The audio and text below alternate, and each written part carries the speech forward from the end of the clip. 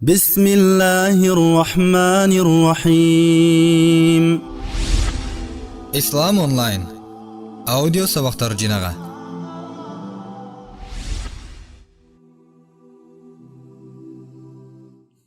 Зара кылууга тыюу салынган жайлар.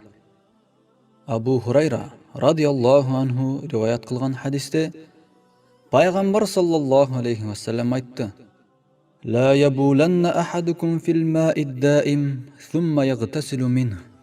Силерден эч бириңер акпаган сууга дарат кылбасын, анткени кийин ал сууга өзү жуунат. Сах Бухари жана Сах Муслим. Хадистен алына турган сабактар. Биринчи, адамдар суу ала турган жерге зара кылууга кескин тыюу салынган, анткени ал жерден өзү да суу алышы мүмкүн. Айыл жергесинде суу ала турган кудуктар жана атайын суу алуу үчүн даярдалган көлмөлөр болот. Ошол жерде адамдар кээде суу токтоп калганда ичкенге, жуунганга, кир жууганга жана башка нерселер үчүн суу ташып кетишет. Ошондуктан бул жерлерди таза кармоо абдан зарыл эсептелинет. Элибизде ар дайым айтылып жүргөн билип туруп сууга зара кылба деген сөз бар го. Балким бул сөз пайгамбарыбыздын айткан хадисинин негизинде айтылып калгандыр.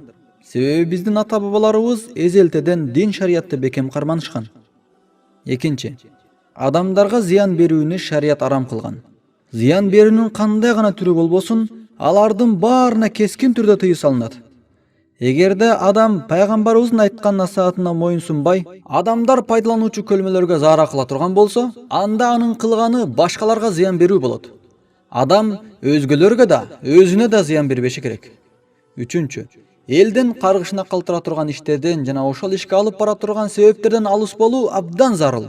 Кимде ким адамдар пайдалануучу кудукту же көлмөнү булгап койгон болсо, анда ага ошол жерде жашаган бүт эл каргыш айтат. Каргышка калуу адамды Аллахтын ырайымынан алыстатат. Төртүнчү, коомчулук менен болгон мамиледе өтө этият болуш керек. Мына ушундай майда маселеге чейин кылдаттык менен баян кылганы ислам шариятынын толук жана кемчиликсиз экендигин далилдейт. Айрыкча адамдар пайдалануучу жайлардын тазалыгын сактоого терең көңүл бөлгөнү ислам дининин идеалдуу экендигин кабарлайт. Аллах Таала баарыбыздын үй бүлөбүзгө тынччылык жана береке берсин. Аллахтын көргөзгөн акыйкат жолунда жүрүүнү жана ага бекем болууну баарыбызга насип кылсын.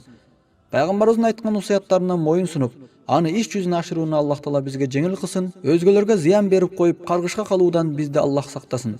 Билип билбей кылып койгон күнөөлөрүбүздү Аллах Таала өзү кечирсин. Aqulu qawla hadha wa astaghfirullah li wa lakum. Assalamu alaykum wa rahmatullahi wa barakatuh.